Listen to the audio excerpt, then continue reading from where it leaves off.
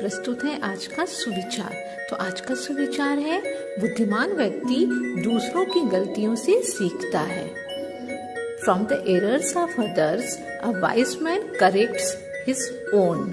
इसलिए बच्चों, हमें आगे बढ़ते रहने के लिए दूसरों से होने वाली त्रुटियों से सीख लेकर उनमें सुधार कर हिम्मत रखनी चाहिए। सफलता अवश्य प्राप्त होगी। समझदार व्यक्ति की यही पहचान है। धन्यवाद। नमस्कार। मिशन अभ्युदय प्रार्थना सभा के अंतर्गत वर्ड ऑफ द डे में आज क्यू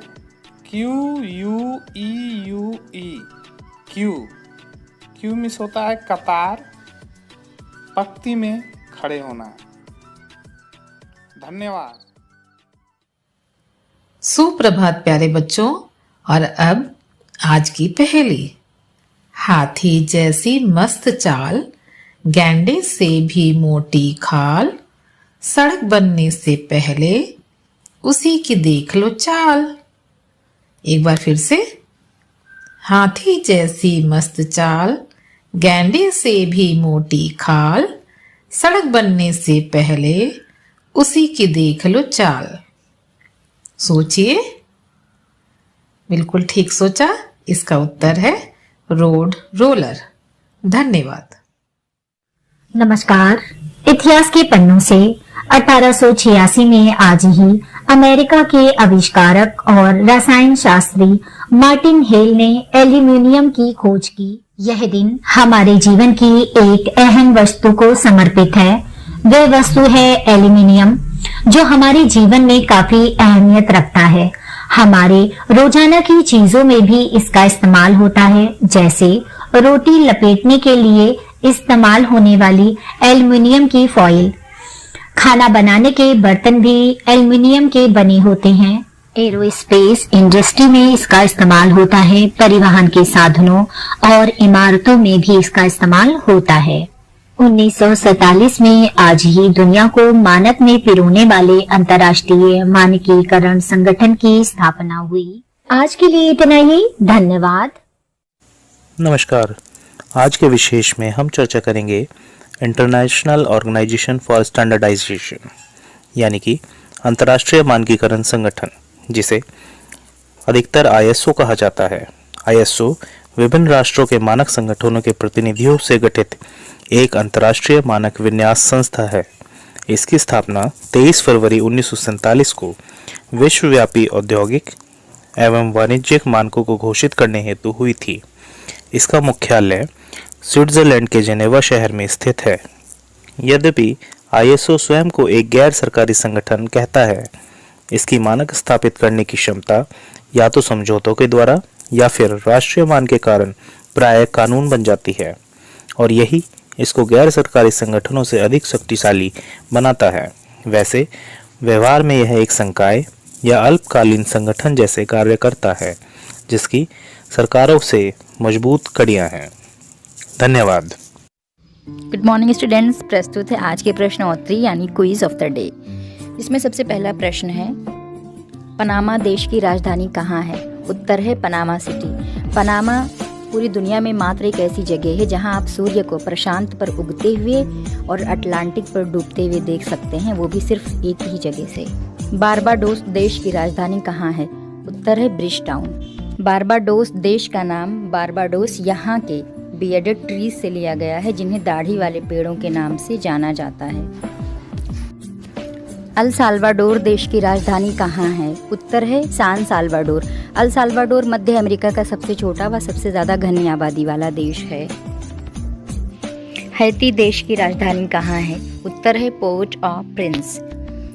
हैती देश में लॉटरी में लोगों का विश्वास है। मुर्गे की लड़ाई बहुत लोकप्रिय है। ओके बच्चों, थैंक यू।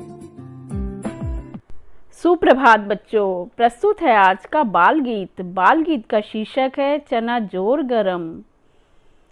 चना जोर गरम, चना जोर गरम, चना बनावे घासी राम, जिनकी झोली में दुकान। चना बनावे घासी राम, जिनकी झोली में दुकान। चना जोर गरम।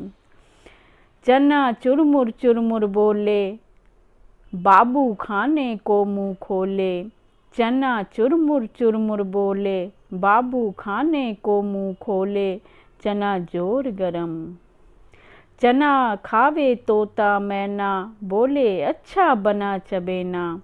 चना खावे तोता मैना, बोले अच्छा बना चबेना। चना जोर गरम, चना जोर गरम। धन्यवाद बच्चों। नमस्कार, अब बारी है आज की कहानी की। आज की कहानी का शीर्षक है ताड़ से गिरे खजूर पर अटके। एक बार एक बगुले ने अपने बच्चों को गिद्धों से बचाने के लिए अपना घोंसला बदल दिया। उसने अपना नया घोंसला नदी के किनारे बनाया। अब वह स्वयं को सुरक्षित समझ रहा था, क्योंकि उसके नए घोंसले का पता गिद्धों या बहेलियों को नहीं था। परंतु एक दिन वहां भी एक अनदेखी मुसीबत आ गई।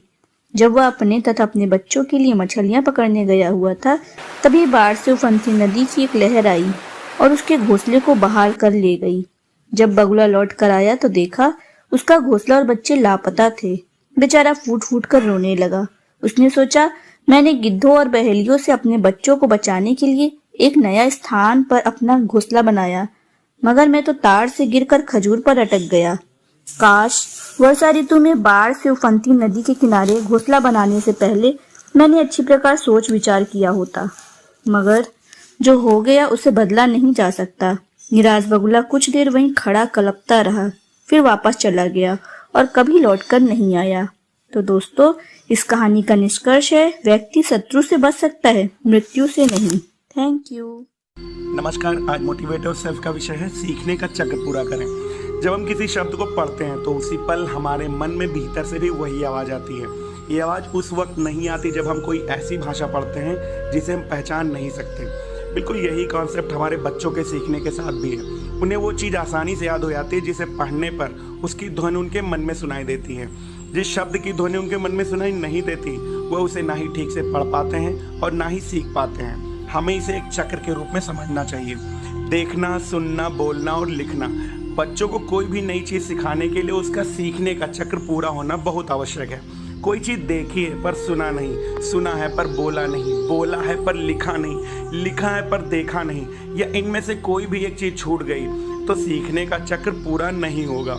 मान लीजिए कि हमें किसी बच्चे को अक्षर ज्ञान करवाना है, तो सबसे पहले उसके सामने वो अक्षर आना चाहिए, फिर उसकी ध्वनि, फिर उसका लिखकर और बोलकर अनुकरण, फिर उस अक्षर से बनने वाले बहुत से शब्द और चीज़ें दिखाकर अभ्यास कराया जाए। जब उसके मन में उस अक्षर को देखकर उसकी ध्वनि भी आने लगेगी, तो फिर उसे अक्षर पढ़ने में कभी समस्या नहीं होगी।